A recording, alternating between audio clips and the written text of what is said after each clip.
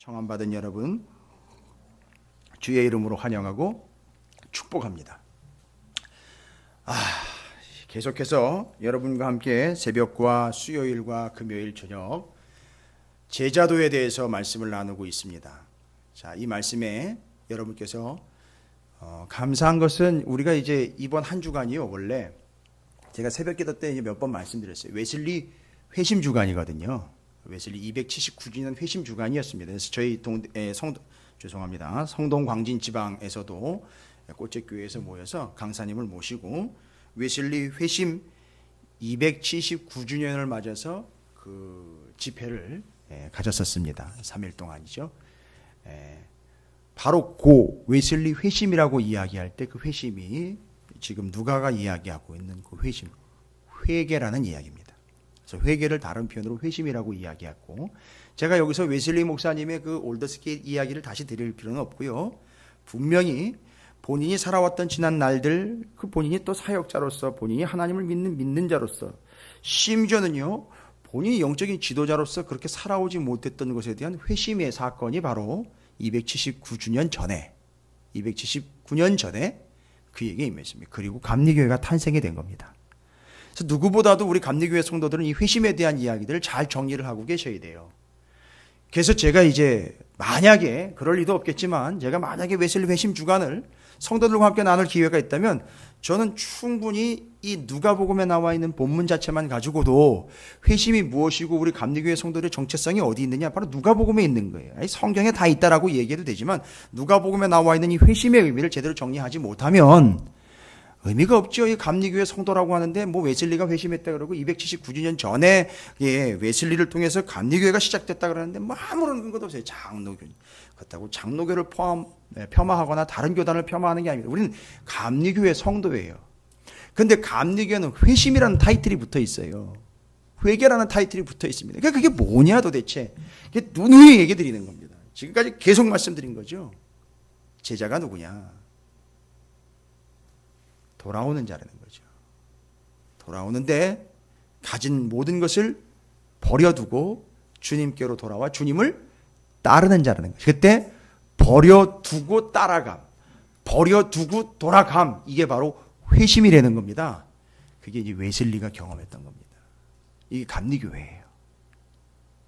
근데 우리는 단순하게 그냥 회개에 이르니까 잘못한 것을 그냥 고백이나 하고 거기서 이제 결산해서 마치 영수증 처리하는 것처럼 그렇게 끝내버리는 개념으로 나와 있는데, 단순히 그런 개념이 아니라는 것쯤을 이제 누가복음 앞에서 이미 9장 이후로부터 지금 19장까지 쭉 계속 가야 되는 회심에 대한 의미들을 계속 나누었습니다.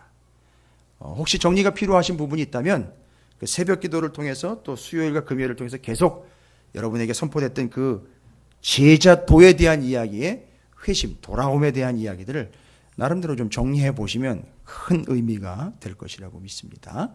자, 그러면 그 제자도, 그 제자란 누구냐라는 게 계속 이해되면서, 제자는 반드시 자신의 모든 것을 버려두고 승인 주님을 따르는 자들이라는 얘기입니다. 그러니까 우리 감리교회 성도들은 이 개념을 정확하게 알고 계셔야 되는 거죠. 물론 다른 교회 성도들도 마찬가지입니다만, 특별히 감리교회는 회심이라는 단어를 써서 그것을 의미 있게 기리고 있으니까 여러분께서 그걸 좀 정리하시면 좋겠습니다. 제자란 뭐냐? 여러 이야기들이 있었습니다. 요즘에는 제자를 이야기할 때 자꾸 뭐 큰아들 비유도 나오죠. 예루살렘 얘기도 나오죠. 좁은 문 얘기도 나와요. 자꾸 이상한 얘기들이 나오는데 결론은 하나입니다. 빨리 어떻게 하라는 거죠? 돌아오라는 거죠. 그리고 큰아들한테 아버지는 뭐라고 얘기했죠? 빨리 큰아들한테요. 들어와라. 그래서 제가 이런 표현을 썼어요. 돌아온다라는 표현은 들어온다라는 거예요. 들어와라. 돌아와라.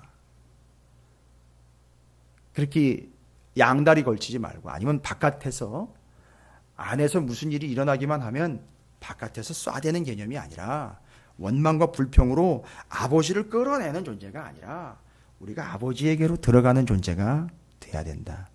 그러면 잘 보십시오. 지금까지의 모든 개념이 잔치집에 어떻게 해야 되는 거죠? 들어가는 거예요. 근데 분명히 본문엔 들어간 자와 바깥에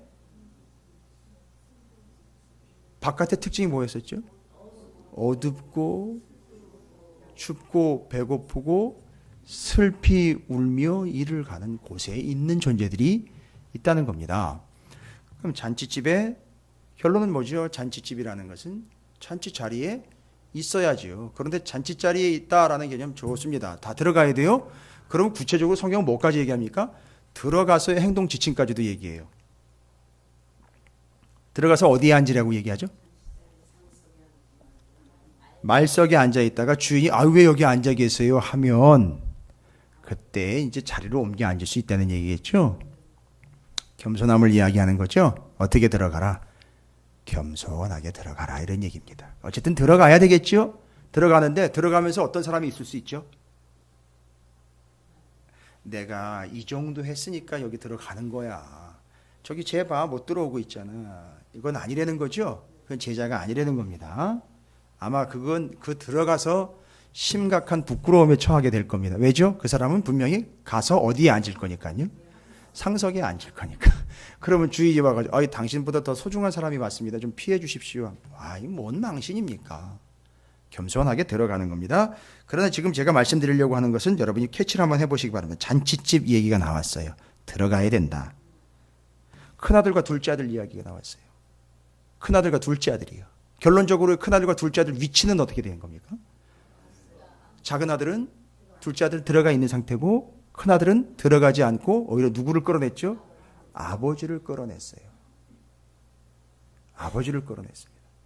여러분 중요한 거예요. 왠지 아십니까? 큰아들은 이미 영적으로 구원론적으로 이야기하면 바깥에 있어야지 안에 못 들어가는 존재라는 거죠. 이게 누구의 비유에서 나왔느냐면 거지 나사로와 부자 비유에서 나온 거예요.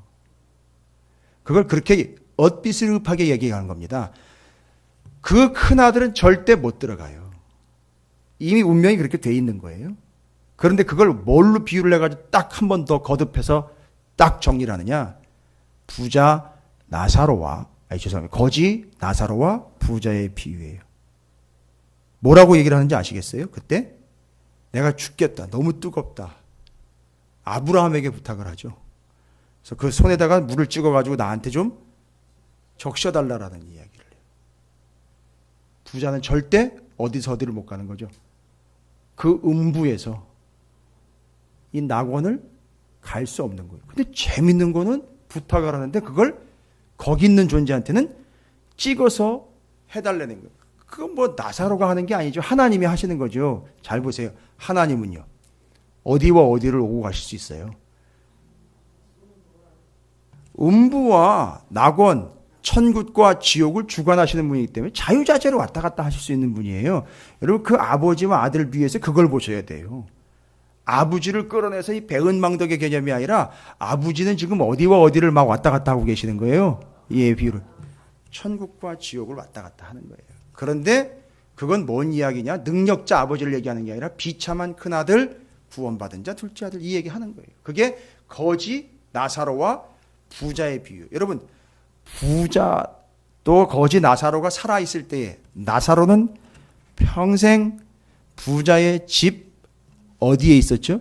문 밖에 있었어요. 한 번도 부자의 집에 들어가 본 적이 없습니다. 그런데 살았을 때는 그래야 되는데 공통 운명을 겪게 되죠. 둘이 다 어떻게 되죠?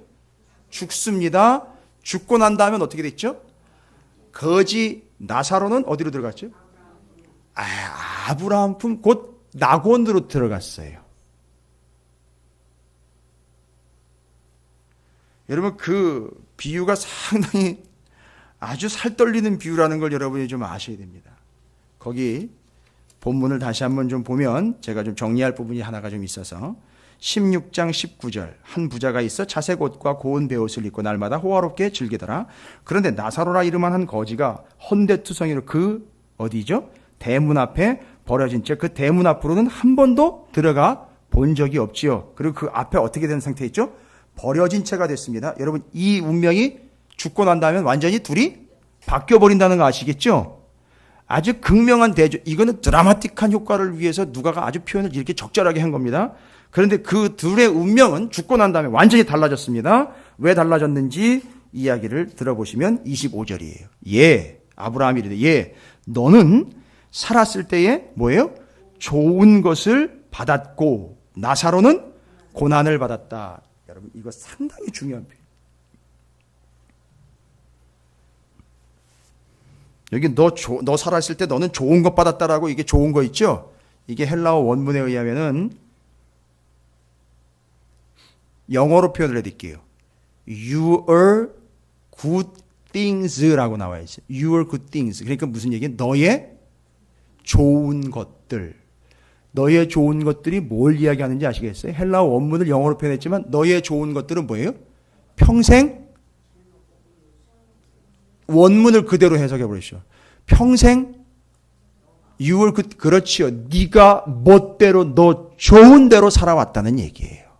너 내키는 대로, 너 기분대로, 너 감정대로, 네가 원하는 대로 너가 하고 싶은 거 다 해왔다는 거예요. 부자는 살아있는 동안에. 됐습니까? 그리고 뒤에 여기 나사로 거지는요. 한 가지 더. 누구는 이름이 소개되어 있고 누구는 소개가 안 돼 있어요. 그러니까요. 그 나사로는요. 구원받은 자이기 때문에 이름이 명확한 거예요. 됐습니까? 부자는 관심도 없는 거예요. 이름이 없어요. 그 이름 없이 사라져 버리는 겁니다. 이름이라는 거는요. 구원받았다는 얘기죠. 이름 있다는 얘기죠. 구원받았다는 얘기지 않습니까? 그렇죠. 이거 어디서 나온 겁니까? 출애굽기 쉐모트. 거기에 중요한 핵심 내용은 출애굽기는 쉐모트라는 뜻을 가지고 있어요. 아니 출애굽기는 엑소더스인데 왜 쉐모트라고 표현을 썼느냐? 구원받은 자들의 이름과 구원하신 하나님의 이름이 기록되어 있는 거예요. 그러니까 이름을 불렀다는 이야기는 뭐 받았다는 얘기죠? 구원받았다는 얘기입니다. 이게 다 정리가 되는 거예요. 그런데 부자 너는 너가 살아있는 동안에 너 멋대로 네가 하고 싶은 대로 네가 내 깔리는 대로 다 살아왔다. 이 얘기인 거예요. 넌 그냥 너 하고 싶은 대로 다 해왔다. 그런데 나사로는 고난을 받았다 그랬는데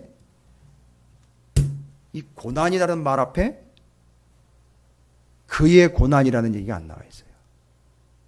소유격이 안 나와 있어요. 이게 뭘 의미하는 거냐면 그가 그의 잘못으로 인하여 당한 고난이 아니라는 거예요. 이게 어디로부터 온 겁니까? 소유격이 없으면 뭐 임자 없는 거면 다 내 거 이게 아니라 소유격이 표현이 안 됐으면 무조건 누구 거예요? 하나님 거예요. 이러면 여기 나오면 딱 이제 누가 나와야 되느냐 하면 욥이 나와야 되는 거죠. 하나님의 고난이에요. 그럼 우리가 오해할 때 하나님이 고난을 받으셨다는 얘기 아니요. 고난을 누가 주신 거죠? 하나님께서 주신 거예요. 그러니까 평생 거지로 살아온 게 재수 없는 굴레가 아니라 뭐예요? 고난을 여러분 거지 하면 뭐가 제일 먼저 떠올라요? 배고픈 거는 이제 봐서 할 수 있는 게 아니잖아요.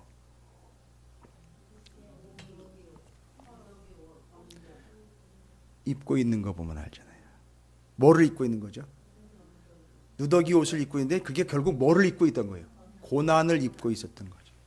욥기 기억나시니까 맨 마지막에 갑절의 축복, 변장. 그래서 고난은 변장된 축복이다라는 얘기를 제가 드렸는데 기억나시는지 모르겠습니다.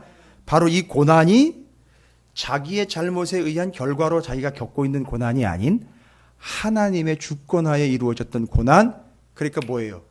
거지로 생활했던 게 재수가 없어서 부모 잘못 만나 이렇게 된 게 아니라 하나님이 그에게 거지라는 역할을 주신 거예요. 그 거지라는 입장에서 거지 된 것이 자기의 운명이 아니라 하나님께서 고난으로 입혀주신 거예요. 그런데 죽고 난 다음에 보니까 이게 와우 어떻게 됐어요? 그러니까 그 표현을 이해하십시오. 이번에 그 집회 오신 목사님이 죄송합니다. 표현이 제 선배님인데 정말 제가 마음에 딱 맞는 표현을 썼어요. 무슨 표현을 썼냐면 역할이에요. 무슨 역할입니까? 거지 역할을 너무너무 잘한 거예요. 왜냐하면 이 거지의 역할은 자기가 그것을 입고 거지가 되어서 비참한 게 아니라 하나님이 그에게 평생을 거지로 살아가는 고난을, 거지는 역할을 어떻게 낸 거죠? 부여받고 죽을 때까지 이 거지의 역할을 완수를 해낸 거예요. 그 이 고난이라는 걸 완수를 해냈어요. 뭐랑 또 연결되어야 돼요? 고난을 완수해냈습니다. 예수 그리스도 고난을 이루었기 때문에, 고난을 완성하셨기 때문에 어떻게 된 거죠? 구원이 있다는 얘기예요. 그래서 나사로는 구원을 받은 거예요. 고난을 완수해냈기 때문에. 그러니까 나사로는 예수를 예표하지만 우리 입장에서 이야기하면 예수 그리스도의 어떤 고난을? 십자가의 어떤 고난인데요. 예수님께서 받으신 건 이미 다 받으셨어요. 그런데 뭘 우리에게 그 고난을 남겨주셨죠. 그래서 그 남은 고난을 다 채워냄으로 이 나사로가 뭐 한 거죠? 구원을 받은 거예요. 여러분, 누가 이게 대충 보시면 안 돼. 이 사람 보통 사람 아니에요. 제가 사도 바울을 전공을 했는데요. 사도 바울의 제자로 따라다녔거든요. 주치 이 생활을 하면서요. 그런데 이 누가는 사도 바울과 예수 그리스도와 구약 39권을 싹 정리한 사람이에요. 대단한 사람입니다. 그래서 나사로와 부자 비유에서 죽고 난 다음에 나사로는 어디로요? 천국으로 들어갔어요. 됐습니까?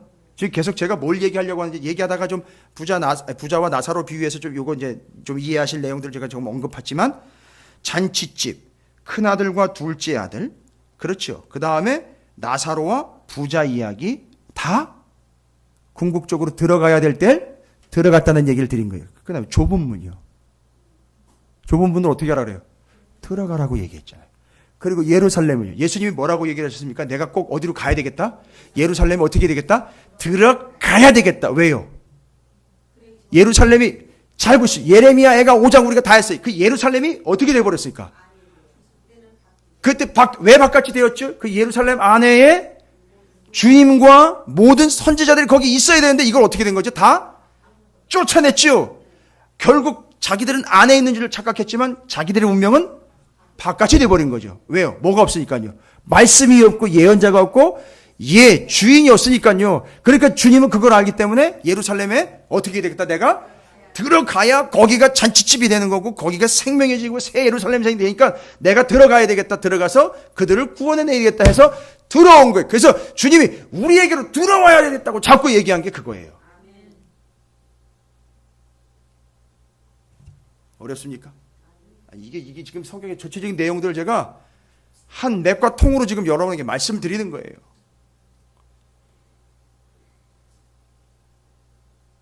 잔치집, 큰아들과 둘째 아들, 예루살렘 좁은 문, 음부와 낙원 이야기에, 자, 그러면 개념을 잡으셨을 거예요. 이게 다 제자도죠? 제자는 거기 바로 들어가는 자예요. 그리고 거기 들어오라고 뭐를 받았죠?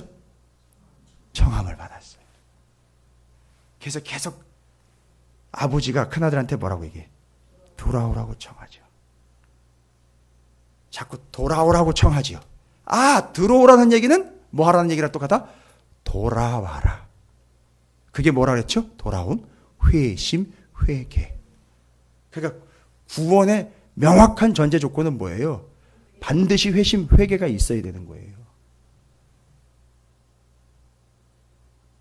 예수를 믿었다면요, 돌아와야 되는 거예요. 누구에게로요? 누구에게로요?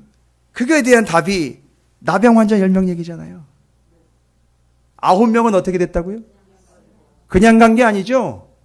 정확하게 얘기하면 9명은 정확하게 치료받았어요. 그런데 1명은 어떻게 됐죠? 돌아왔죠? 그걸 그렇게 이해하시면 안 돼요. 9명은 깨끗이 치료받았습니다. 그러나 돌아온 1명은 구원받았다라고 나와 있어요.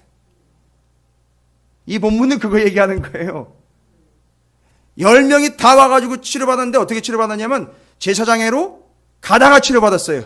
그런데 9명은 삶이 어떻게 됐죠? 자기의 삶으로 돌아가 버린 거고, 1명은 신분이 뭔지 아십니까? 거기 기록되어 있잖아요.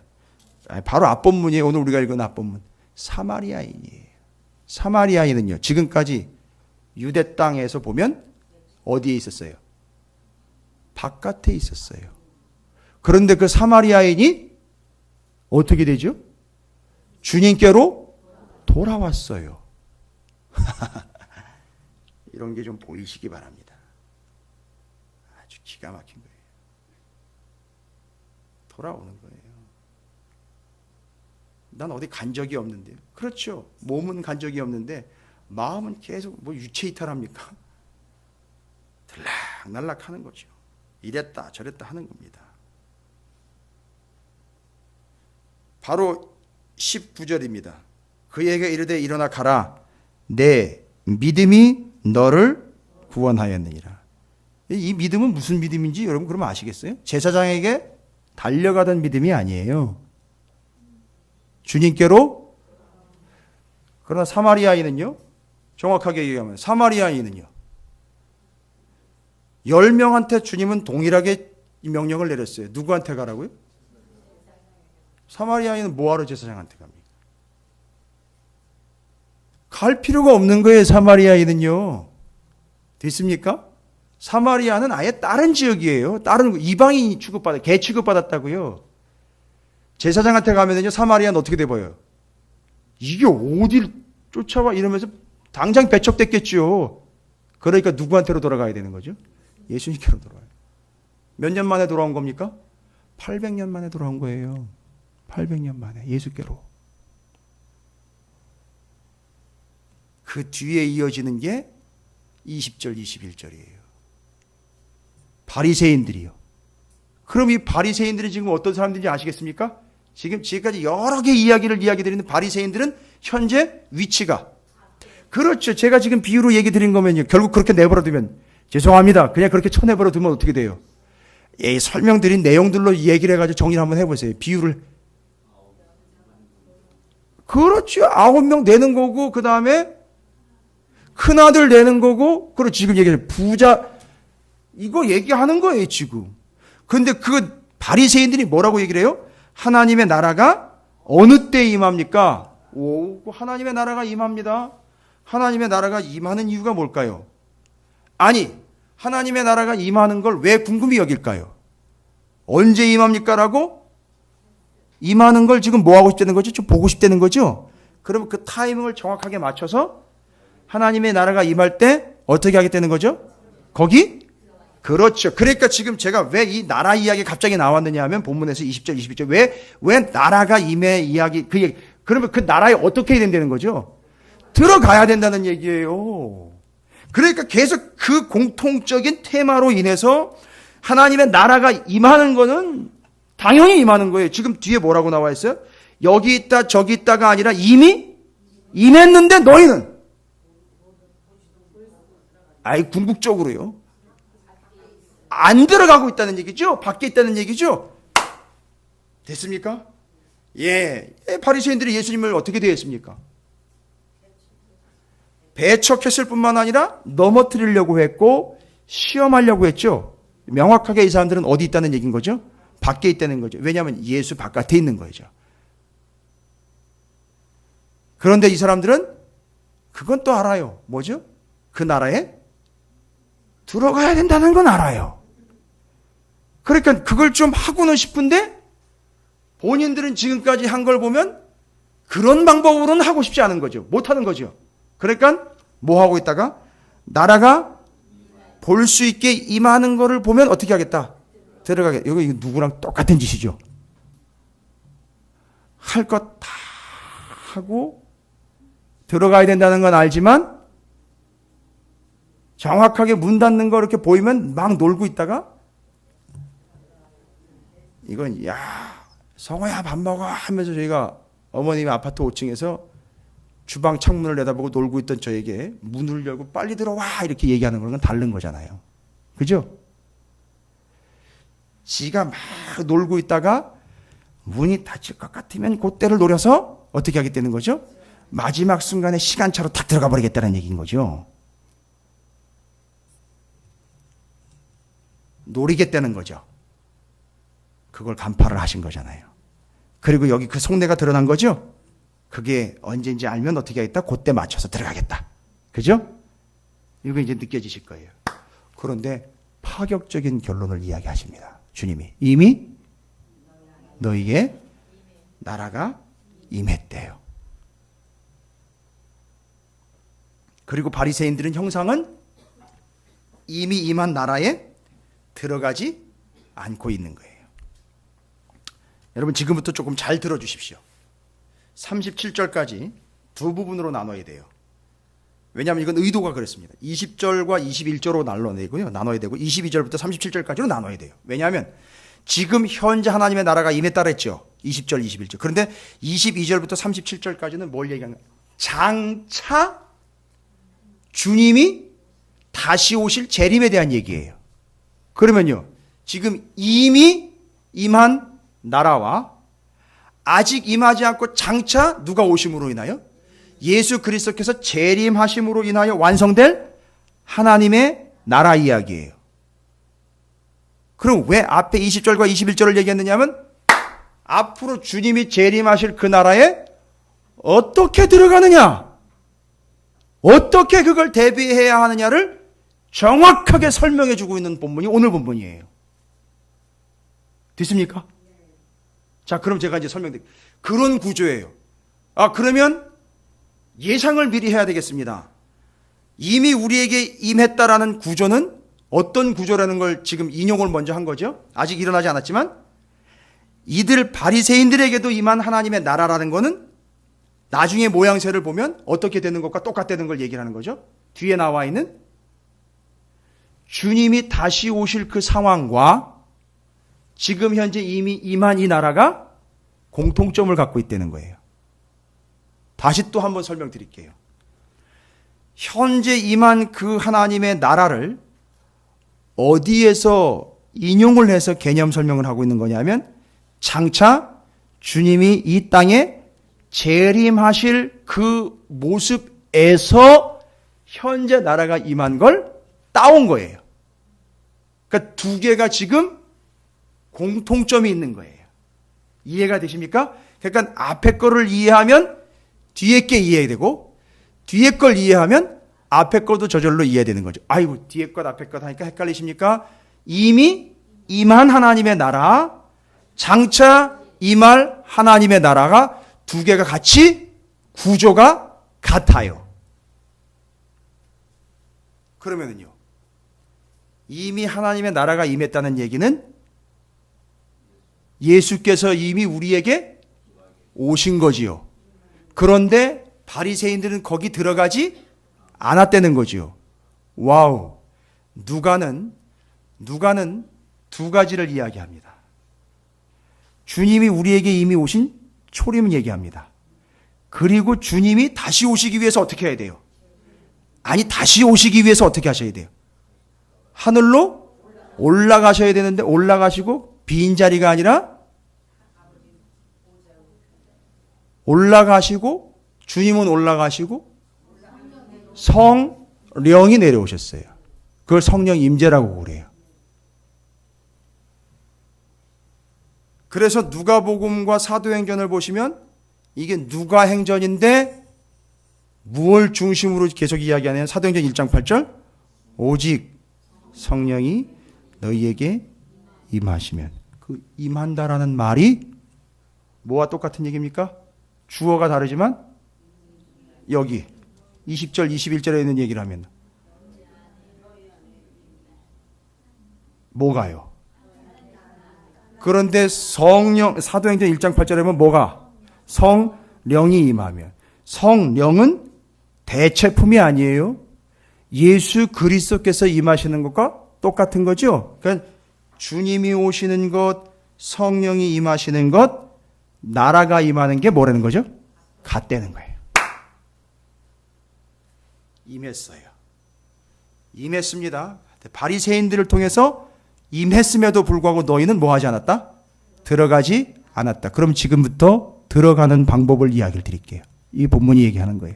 제발 나중에 다른 데 가서 여러분 멋대로 얘기하고 옮기지 마세요. 똑바로 옮기십시오. 만약에 옮기실 거면. 주님이 임했습니다. 성령이 임했습니다. 주님이 임함과 성령이 임함은 곧 하나로 통일을 해가지고 뭐라고 표현했다고요? 20절과 21절에 임했다라는 게 뭐가, 임했다라는 동사가 같이 쓰이고 있는 주어가 세 개가 있었잖아요. 주님, 성령님, 하나님의 나라요. 지금 21절에 나라가 임했다라고, 20절, 21절에 나라가 임했다라고 얘기했잖아요. 그 임했다라는 동사가 똑같은데 주님, 성령, 나라라는 거예요. 그러면 나라가 임했으면 들어가야 될 거 아닙니까? 그렇죠? 들어가야 되겠죠? 그냥 들어가는 게 아닙니다. 주님이 임했고 성령이 임했잖아요. 임하시면 이상한 현상이 발생됩니다. 주님이 임하셨습니다. 주님은 누구냐 하면 통치자이셔요. 그렇죠? 왕이시잖아요. 만왕의 왕이시잖아요. 그분이 임했죠? 그러면 그분이 임하면 어떤 현상이 일어날까요? 통치자이신 그분이 임하면 다스리시겠죠? 근데 혼자 신나게 혼자 연락에 다스릴. 그렇죠.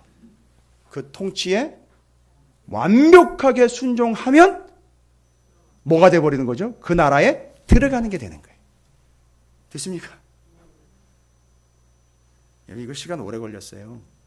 성경 전체를 요약을 해가지고 여기다 이제 누가가 여기다 담아놓은 의미를 캐치를 해야 되니까. 일부 아니고요. 100% 주님의 임재는 나라가 임한 것인데 그 나라의 백성됨과 그 나라에 들어가면 뭘 의미하느냐면 주의 명령 하나님의 다스리심에 100% 복종하는 게 그 나라에 들어가는 거예요. 그러니까 바리새인들은요.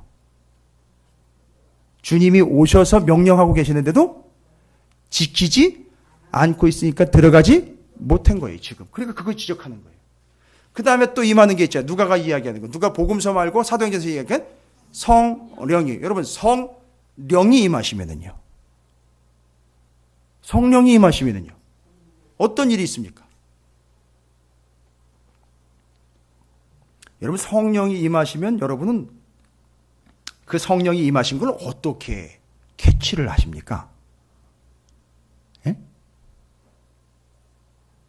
여러 가지 설명이 있었어요. 왜냐하면 성령과 연결된 구절들이 한두 개가 아니니까. 성령에 9가지 열매가 있어요. 성령이 임했다는 증거는 뭐죠? 9가지 열매. 열매가 맺었다라는 것은 잘 보십시오. 겨자씨 어디 갔다 싶어요? 원래는 겨자씨는 겨자풀은 지천으로 널려 있어요. 그런데 천국을 비유할 때 천국은 마치 그 널려 있는 것들 중에 씨를 뽑아서 어디다 갖다 놨어요? 아예 밭에 채소밭이요. 주인이 따로 만들어 놓은 채소밭, 바로 그 하나님의 나라에다가 심은 거예요. 심었더니만 이게 어떻게 됐어요? 열매를 맺었어요. 결실을 맺었죠. 성령이 임했다는 이야기는 성령의 열매가 있는 거예요. 그러면 열매를 맺었다는 이야기는 결국 그가 어디 있다는 얘기예요? 그 안에 있다는 얘기잖아요. 그러니까 아까 이 얘기를 하면 그 나라에 있다는 얘기예요. 됐습니까? 놀라운 얘기입니다. 여러분, 오늘 말씀을 들으실 때 어떤 마음이 드십니까? 이건 더 정확한 이야기인데 되게 좀 감동이 되십니까? 이런 거로구나라고 어떻게 좀 탁 쳐지십니까? 그건 감동이에요.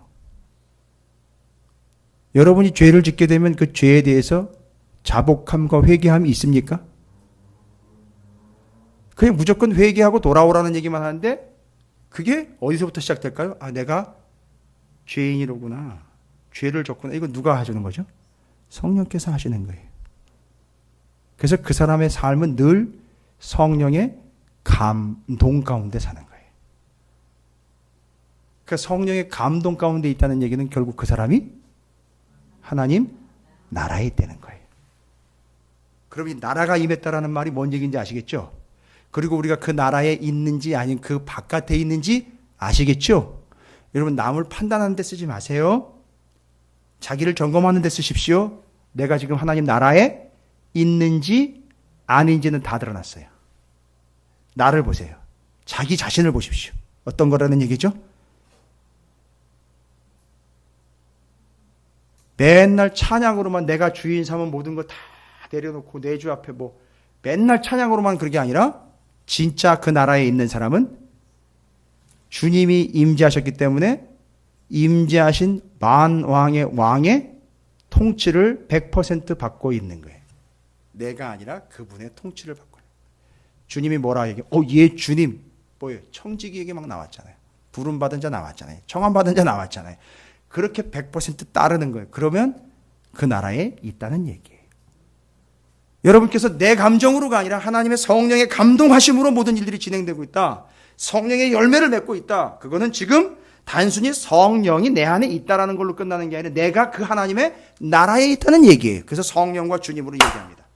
제가 왜 이 설명을 드리냐면 이걸로 끝나는 게 아니기 때문에 그렇습니다. 자, 그러면 이 구조를 어디서 빌려왔다 그랬죠?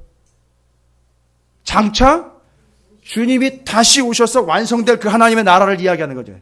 요한계시록에서는 이걸 뭐라 그랬죠? 새 하늘과 새 땅, 새 예루살렘 성이라고 그랬어요. 그러면 그때 다시 주님이 오실 때 우리는 그럼 그 나라에 들어가야 되지 않습니까? 그럼 우리는 어떻게 거기 들어갑니까? 제가 답 다 드렸어요. 이미 오셨잖아요. 누가요? 주님이, 또 성령님이, 나라가. 그러면 거기 들어가야 되는 방법을 말씀드렸죠. 그런데 아직 완벽한 하나님의 나라, 심판과 구원이 있어. 너는 이쪽, 너는 이쪽. 이게 아직은 오지 않았어요. 그러면 그 나라 역시 어떤 상황일 거라는 거죠? 지금 우리가 들어가고 못 들어가고가 정확하게 그 틀대로 간다는 거죠. 그럼 여러분 우리 어떻게 해야 됩니까? 마지막 때로 어떻게 준비해야 돼요? 여기서 이야기하는 거, 야 사람이 너희들 저기 있다, 여기 있다 해도 뭐 하지 말래요? 가지도 말고 따르지도 말래요. 왜 가지도 말고 따르지도 말라는 동사를 또 썼을까요?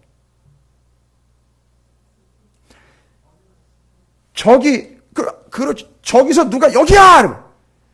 저기야, 여기 따라와봐! 해도 그걸 따르지 말고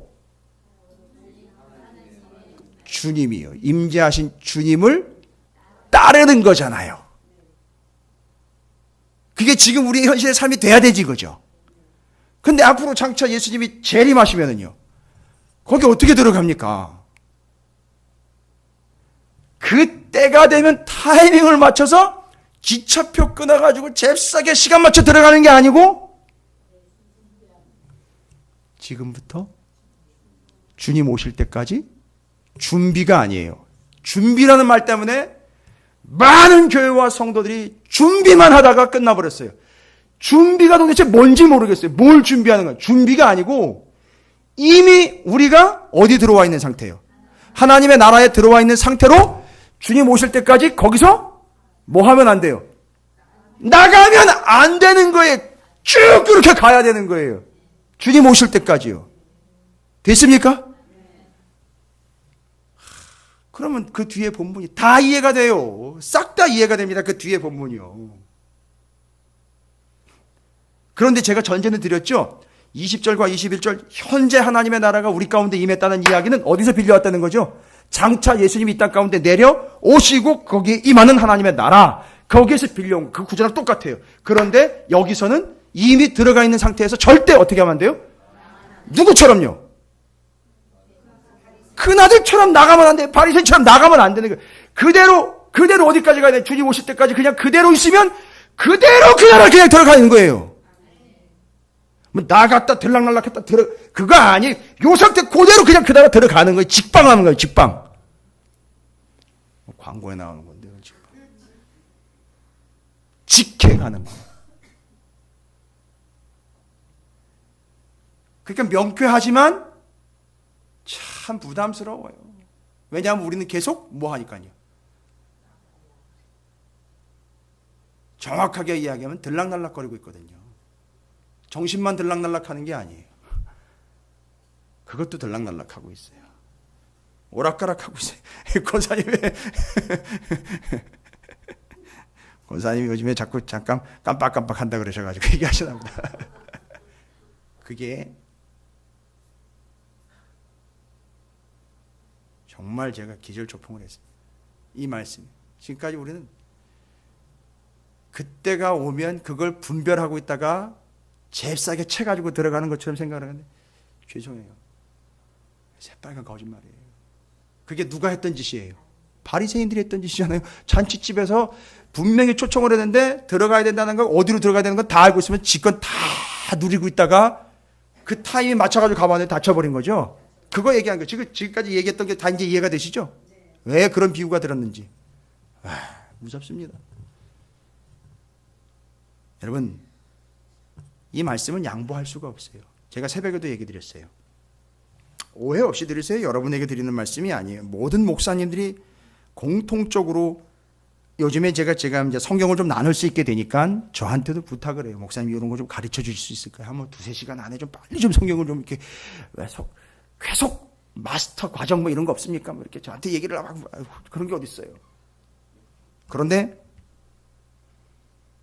그 목사님들이 가지고 있는 고민이 거예요. 나도 그 말씀에 대한 갈급함이 있지만 성도들에게 말씀을 전해도 변화되지 않는다는 거예요. 성도들에게 말씀을 전해도 효과가 없다는 거죠. 그거 다 누구나 경험하는 거예요. 딜레마라고 얘기해요. 여러분, 그 딜레마가 아니에요. 성경을 몰라서 그러는 거지. 여러분, 제가 성도들이 말씀 때문에 변화될 거를 기대하고 있을 것 같아요? 아니면 기대 안 할 것 같아요?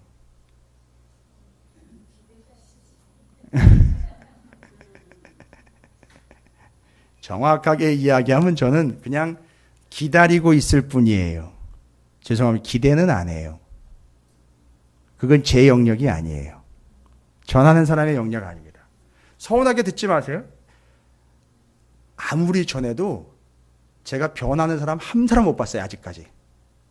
아무리 전해도. 그런데 목사님 그런 위험한 얘기를 함부로 하십니까? 죄송해요. 아무것도 모르면서 그런 식으로 반문하지 마세요.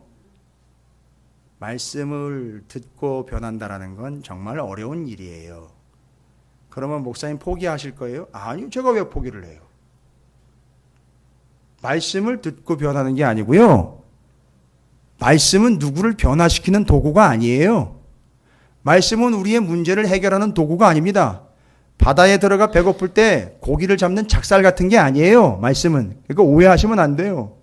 필요할 때 날려버리는 게 아닙니다. 필요할 때 써먹는 도구가 아니에요. 말씀은요.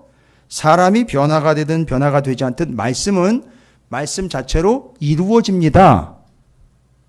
뭔 얘기인지 아시겠어요? 말씀은 이루어지는 것이지 말씀은 누구를 변화시키는 내용이 아니에요. 물론 이루어지다 보면 누군가도 변화시킬 수 있어요. 그게 전제가 되면 안 돼요. 말씀은 말씀 그대로 왜인 줄 아십니까? It is written 이라고 기록된 바가 예수님 뭐라고 얘기했습니까? It is finished. 다 이거예요. 말씀은 이루어지는 거지. 누군가를 변화시키기 위한 도구로 사용하는 그런 아주 애매모호한 동작이나 수작이 아니에요. 말씀은 그래서 변하든 안 변하든 뭐라고 얘기합니까? 듣든지 아니 듣든지 전하라 그랬어요. 왠지 아세요? 그런 호송세월을 왜 보냅니까? 말씀은 이루어지는 거기 때문에 그렇습니다. 하나님 분명히 얘기하셨죠? 내가 이것 하나 땅에 떨어지지 않고 다 이루어내겠다라고 분명히 얘기해요. 그리고 말씀대로 이 세상을 창조하셨어요. 그러니까 말씀은 이루어지는 거예요. 그러니까 김 목사가 선포하는 말씀은 제 얘기가 아니고 하나님의 말씀이기 때문에 이루어지는 거지. 당장 지금 우리 성도들을 다 바꿔가지고선 정말 좋은 교회 만들겠다? 저 그런 꿈은 없습니다. 말씀은 이루어지는 거기 때문에 저는 죽어라 하고 전합니다. 그러면 사람들이 뭐라고 얘기하는지 아세요? 변화되지 않은 사람들도 그걸 보고 뭐라고 얘기해요? 오, 진짜네? 이렇게 된다는 거예요. 됐네? 이루어졌네? 말씀대로 됐네? 이거예요. 이게 말씀에 대한 믿음이에요. 말씀을 아는 것과 믿는 것은 별개예요. 상당히 별개입니다. 상당히 별개예요. 말씀은 이루어집니다. 그래서 저 같은 사람이 죽어라 하고 말씀을 전하는 거예요. 이루어지죠? 만약에 차지치는 교회에서 안 이루어지면은요, 다른 데서 이루어지게 돼 있어요. 만약에 여러분에게서 안 이루어지면은요, 다른 사람에게서 이루어집니다. 근데 잘 보십시오. 그 말씀은 나사로와 부자 이야기에서 보면 누구한테 이루어진 겁니까? 다시 한번 질문 드릴게요. 뭔가 낌새가 지금 이상한 거죠, 그러니까? 하나님의 말씀이 나사로한테 이루어진 겁니까? 부자한테 이루어진 겁니까? 그거예요. 우리는 우리 중심으로 자꾸 생각하니까 내가 생각하고 내가 원한 대로 이루어지지 않았다고 기도응답 안 받았다 그랬고 말씀대로 안 됐다고 참 서운하게 얘기해. 아니요. 된 거예요. 넌 자격이 안 되라고 이루어진 거예요. 됐습니까? 부자한테는 지옥이라는 걸로 이루어진 거고요. 나사로한테는 천국이라는 걸로 이루어진 거예요. 됐습니까? 다 이루어진 거예요. 말씀은 다 이루어진 거예요. 그래서 두렵고 떨림으로 말씀을 전해야 되는 거예요. 믿으셔야 돼요. 그래서 어떻게 주의 재림을 준비해야 되는지 얘기 드렸죠. 그 나라에 들어가는 중요한 방법, 제일 첫 번째는 그 말씀을 그대로 지켜 복종하는 거예요. 왜요? 지금 제가 설명드린 이 내용들이 다 포함이 돼야 돼요. 권위요, 그 말씀은 반드시 뭐 하게 되기 때문에 이루어지기 때문에. 그러니까 그 말씀대로 안 살면은 나한테 안 이루어지는 게 아니라 나는 바로 그 반대로 이루어지는 거잖아요. 그 말씀은 순대로 이루어지는 거고 그걸 지키지 않은 나는 반대로 누구처럼요? 바로 그 부자처럼요. 그 큰아들처럼 이루어지는 거예요. 자, 그러면 이제 요 구조가 정리가 됐으니까 이제 마지막 때 주님 다시 오실 때 그 재림 때까지 저는 여러분에게 지침 말씀드렸어요. 잘 보고 있다가 낌새가 이상하면 교회를 나가라 이게 아니라 지금 이미 우리에게 임하신 이 순간부터 그 나라로 들어간 그 순간 그때서부터 절대 나가지 말고 주님 오실 때까지 그냥 쭉 거기서 가는 거예요. 그렇게 가는 겁니다. 그게 재림을 준비하는 거죠. 예, 이건 이미 다른 표현으로 많이 나와 있어요. 뭐 내일 뭐 지구가 멸망을 해도 뭐 내가 오늘 한 그루의 사과나무 심겠다. 존 웨슬리 목사님한테도 얘기했어요. 뭐 지구의 종말이 뭐 주님이 마지막에 이제 막 심판주로 오시면 어떻게 난 뭐 똑같이 새벽 기도했던 것처럼 일어날 거고 일어나가지고 성경 볼 거고 그다음 아침 식사 시간 되면 식사하고 다시 또 기도하고 또 이거예요. 그게 별거 아닌 것 같아요. 그분들이 다 깨달은 거예요. 이런 내용들 다 깨달은 거예요. 주님이 다시 오신다고 뭔가 획기적인 걸 해가지고 들어가는 게 아니고 지금 내가 들어와 있는 상태를 계속 유지하는 거예요. 그걸 쭉 가는 겁니다. 여러분 됐습니까? 명쾌하지요? 다른 질문에 대한 아예 어떤 고민하지 마세요. 그냥 이대로 가야 돼요. 큰일 납니다. 근데 여기서 바깥에 있는 채로 그냥 쭉 가면 그거 그냥 바깥인 거예요. 근데 여기 안에 있는 채로 쭉 가야 되는 겁니다. 그게 재림을 준비하는 거예요. 주님 어쨌든 오실 테니까요. 알고 봤더니만 우리가 걸로 들어가는 게 아니라 이미 들어와 있기 때문에 주님이 그리로 오시는 거예요. 그래서 시간은 우리에게로 오는 거라고 얘기를 했어요. 우리가 가는 게 아니라 오는 거라고 얘기를 했어요. 이건 좀 신학적이긴 한데 그렇게 이해하십시오. 자, 그럼 본문을 다시 들어갑니다. 24절 보십시오. 번개가 하늘 아래 이쪽에서 번쩍이며 하늘 아래 저쪽까지 비침이 인자도 자기 날에 그러하리라. 오신다는 거죠. 분명히 오십니다. 그러나 그가 먼저 많은 고난을 받으며 예외입니까? 왜 고난을 받아야 됩니까? 분명히 고난을 받아야 그 고난을 통해서 뭐를 이루어내니까요. 구원을 이루어내니까요. 그러니까 너희들도 뭐 하려는 거죠? 고난 받으려는 거예요. 그게 어디에 있는 거죠? 나라에 있는 거예요. 그 안에 있는 겁니다. 예수님이 십자가 지고 예루살렘 바깥으로 골고다로 나갔지만 나간 게 아니라 그건 하나님 나라로 들어간 거예요. 이루로 들어간 것입니다. 그런데 세상은 어떻게 한다는 거죠? 이제 노아 롯 이야기가 이해가 되실 거예요. 노아와 롯 이야기. 노아는요. 노아가 방주에 들어가던 날 잘 보세요. 또 방주에 뭐예요? 들어간다라고 얘기를 해요. 그러면 바깥에 있는 사람들이 다 뭐 한 거죠? 다 빠져 죽은 거예요. 누구한테 말씀이 이루어진 거예요?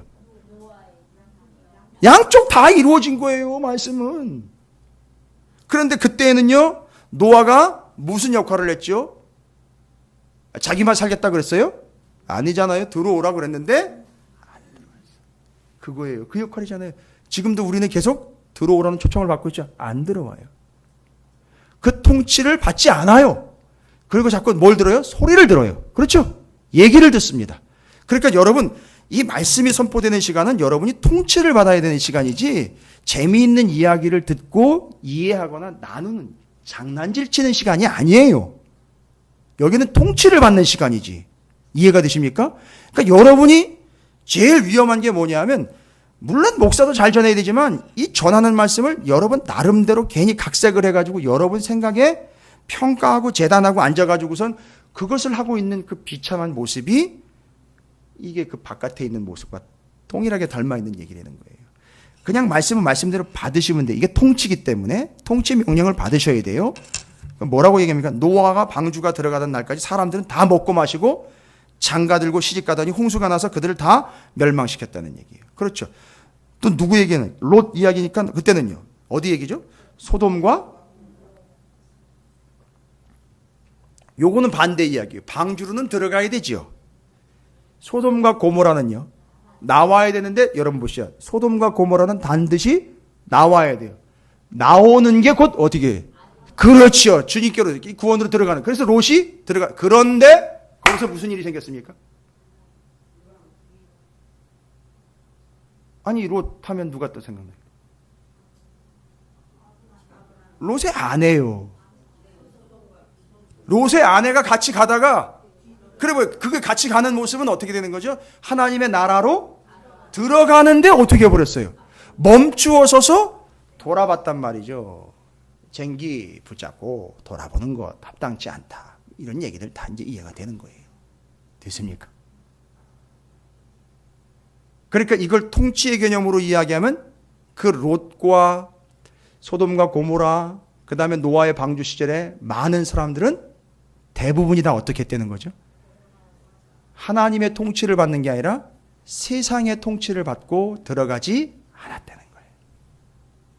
왜 이런 얘기를 하냐면 이제 뒤에 나오기 때문에 그렇습니다. 여러분 30절 보십시오. 인자가 나타나는 날에도 이렇다는 거죠. 인자가 나타나는 날에도 뭐예요? 소돔과 고모라 그 다음에 노아의 방주 때처럼 들어가는 자가 있고 바깥에 있는 자가 있다는 거죠.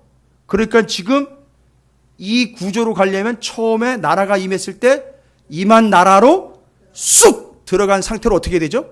나오지 말고 끝까지요. 노아의 방주를 이야기한 이유가 있어요. 노아의 방주는 뭐가 될 때까지요?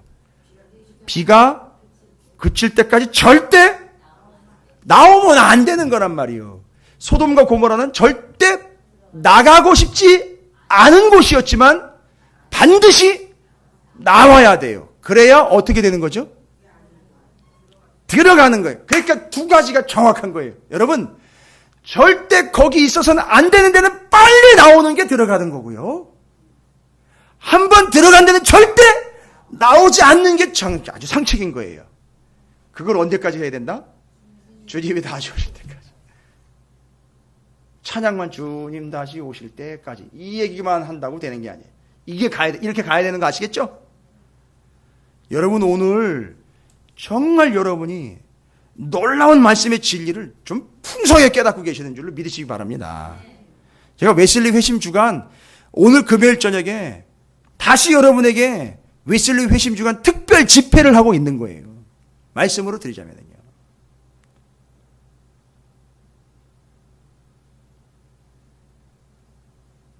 (31절) 보십시오. 또 그 얘기예요. 그 날에 언제요? 주님 오셨을 때예요. 만일 사람이 지붕 위에 있고 그의 세간이 그 집안에 있으면 그것을 가지러 내려가지 말라. 그 가지러 내려가는 게 무슨 행위죠? 앞에 있는 내용을 앞에 있는 비유를 설명할게요. 그 10명 중에 9명 세간 가지러 간 거잖아요.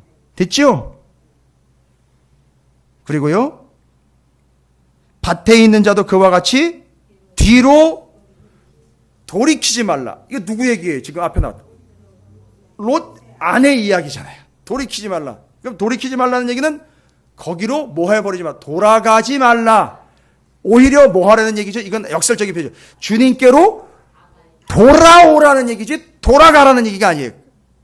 죄송합니다. 자꾸 돌아가고 돌아오고 돌아가지 말라는 얘기예요.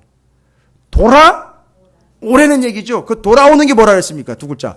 회심, 회개. 32절에 쐐기를 박죠? 롯의 철을 기억하라. 절대 뭐 하지 말라? 돌아가지. 그 돌아간다는 게 뭐죠? 밖으로 나가는 거예요. 무릇 자기 목숨을 보전하고자 하는 자는 잃을 것이요 잃는 자는 살리리라. 이런 목숨을 잃어버리려고 주님이 기어이 뭐 하셨죠? 십자가를 지고 예루살렘 바깥으로 나간 것 같지만 하나님의 나라로 들어가신 거죠. 34절 내가 너희에게 이르노니 그 밤에, 자 이제 중요한 얘기가 나옵니다. 이거 이제 마지막 때 얘기잖아요. 그죠? 마지막 때 지금까지 이야기는 정확하게 포인트 짚으셨습니까? 어떻게 해야 된다? 그 안에 이미 들어가 있는 상태로 주님 오실 때까지 쭉 나오지 말고 들어가 있는 상태 되어야 되는데 바깥에 있게 될 사람들에 대한 운명을 얘기합니다. 뒤에 34절 내가 너희에게 이르노니 그 밤에 둘이 한 자리에 누워 있음에 하나는 데려감이라는 게 뭐예요? 들어감을 당할 것이요 하나는 버려둠을 당할 것이라. 두 여자가 함께 맷돌을 갈고 있음에 하나는 들어감을 얻고 하나는 바깥 어두운데 버려둠을 당할 것이라. 여러분 이게 왜 이런 차이가 났는지는 설명 다 드렸으니까 다시 설명 안 드려도 되죠. 분명히 이런 현상이 나타났는 이거죠. 들어가고 못 들어가고 계속 잔치집 얘기서부터 이 얘기가 나온 거예요. 계속 큰아들 작은아들 얘기 계속 들어가고 못 들어가고 계속 대조가 돼가지고 나온 거예요. 좁은 문으로 들어가고 안 들어가고 다 나온 거예요. 예루살렘 들어가고 안 들어가고 다 나온 거예요. 그런데 맷돌 이야기하며 또 누워있는 자 이야기하는 게 들어가고 못 들어가고 데려가고 남아있고 이야기합니다.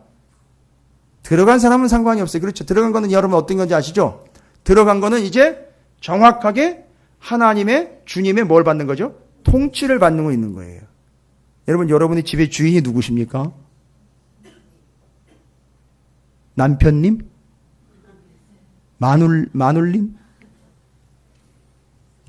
거기가 곧 하나님 나라, 자꾸 뭐 가정 뭐 하나님 나라 자꾸 이야기하는데 그게 무슨 얘기인지 아시겠죠? 거기에 통치자 지배자가 누구냐에 따라서 그게 이제 결정이 되는 거죠. 그런데 문제는 버려둠을 당한 사람들이 문제예요. 들어간 사람들은 누구의 통치를 받죠? 하나님의 통치를 받습니다. 그런데 버려둠을 당한 사람들은 이상한 표현을 씁니다. 37절이죠. 그들이 대답하여 이르되 주여 어디 오니까? 뭐예요? 버려둠을 당한 자들이 있는 곳은 도대체 어디입니까? 깨달은 거예요. 거긴 어딥니까? 라는 이야기가 지 얘기거든요. 바리새인들이 자기 얘기거든요. 그죠? 그럼 이분 뭘 인정한 거죠? 마치 누구처럼요? 부자와 나사로 비유해서 자기는 이미 음부에 와 있고 누구는 들어가 있는 거죠? 나사로는 낙원에 들어가 있고 이건 낫이니까 낙원인 거예요. 들어가 있는데 차이가 나는 거지요?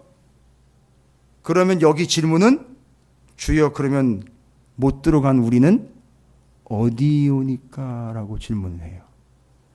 들어간 사람은 어딘지 분명해졌죠? 하나님의 나라고 통치에 들어간 거죠? 그 날개하러 들어간 거죠? 그럼 못 들어간 사람들은 어디입니까? 라고 이야기하는, 잘 보세요. 이르시되 주검이 있는 곳에는 독수리가 모이느니라 하시네. 이런 왜 독수리가 나왔는지 아시겠어요? 독수리는 공 중에서 제일 센 짐승이에요. 제일 센 짐승이 지배하고 다스리고 쪼아 먹으려고 하고 있는데 독수리는 뭘 쪼아 먹느냐 하면 죽은 시체를 쪼아 먹습니다. 그러니까 지금 그들이 있는 곳은 뭐냐면 뭐가 지배하고 있는 거죠? 죽음이 지배하고 있는 상태로 그들은 뭐 하고 있는 상태죠? 지금 죽어 있는 상태뿐만 아니라 아예 그들이 뭐 하고 있죠? 썩어가고 있는 상태라는 걸 이야기하는 거예요. 그러니까 거기 들어가지 못하면 우리는 독수리가 우리를 쪼아 먹으려고 덤벼요. 이게 왜 이래 자꾸 나를 쪼아 먹으려고 이러지 알고 봤더니 내 몸이 시퍼둥둥해요. 내가 이미 죽어가고 썩어가고 있는 거예요. 민수기 놋뱀 이야기 아시죠? 원망과 불평으로 불뱀이 무는 순간 독이 쫙 퍼져가지고선 죽어가는데 그때 하늘 보니까 뭐가 떠 있어요? 독수리가 떠 있는 거예요. 너는 이제 내 거야 하면서 그 독수리가 죽음의 제왕으로 그 죽어가는 이들을 바깥에 있는 이들을 다 쫓는다라는 이야기는 그의 눈에 다 들어와요. 죽은 시체가 다 들어옵니다. 이해가 되세요? 이게 동물의 왕국만 조금 보셔도 그 죽은 시체, 죽은 냄새를 기가 막히게 하면서 그걸 쫙 먹는데 아주 기가 막히게 발달이 돼요. 그러니까 그 통치 아래에 있는 거예요. 그러니까 그 안에 있지 못하고 바깥에 있으면 결국 뭐라는 거죠? 죽은 거예요. 죽음의 지배를 받는 멸망의 존재가 된다. 이게 마지막 때 이루어지는 일이에요. 그러니까 이미 바로 와가지고 새롭게 책상 갖다 놓고 주님이 이렇게 할 것 같죠? 아니요. 통째로 그 나라는 싹 하나님의 나라로 다시 들어가는 거고, 바깥에 있는 그 죽은 시체들은 독수리 띄워서 죽음이 지배하도록 하는 거예요. 이게 싹 갈리는 거예요. 이렇게. 이게 마지막 때 얘기입니다. 잘 준비하시기 바랍니다. 홍종락 권사님 이걸 잘 정리하셔서 아마 적용을 하시면 의미 있는 과정이 될 겁니다. 관으로 들어가느냐 안 들어가느냐의 문제가 아니에요. 그 나라로 들어가느냐, 그 바깥에서 썩은 시체가 되어 독수리의 밥이 되어 독수리의 매서운 날카로운 눈에 저건 죽었구만 하고 탁 걸려드는 인생이 되어버리느냐, 그런 무더기 인생이 되느냐. 여러분 종말을 어떻게 준비하셔야 되는지, 주님의 재림을 어떻게 준비하셔야 되는지 정리되셨습니까? 그때 가서 들어가는 게 아니에요. 지금 들어가신 상태로 쭉 가시기 바랍니다. 나라가 임했죠? 어떤 스타일로 임했습니까? 어느 분과 어느 분이 임했죠? 주님과 성령이 임하셨습니다. 주님의 통치에 100% 순종하십시오. 성령의 감동을 살아가십시오. 그래서 우리는 구해야 되죠? 주님 나를 다스려 주시고 성령 하나님께서 감동시켜 주십시오. 성령 충만을 구해야 되겠죠? 그래서 우리가 늘 주님의 임재와 성령 충만을 구하는 이유가 바로 그거예요. 그게 되면 여기는 뭐가 되는 거죠? 하나님의 나라, 우리는요 하나님 나라. 여러분 가정 하나님 나라 되는, 직장, 사업, 기업 다 하나님 나라 되는 겁니다. 여러분의 가정과 삶의 터전이 모두가 다 하나님 나라가 되시기를 주님의 이름으로 축원을 드립니다.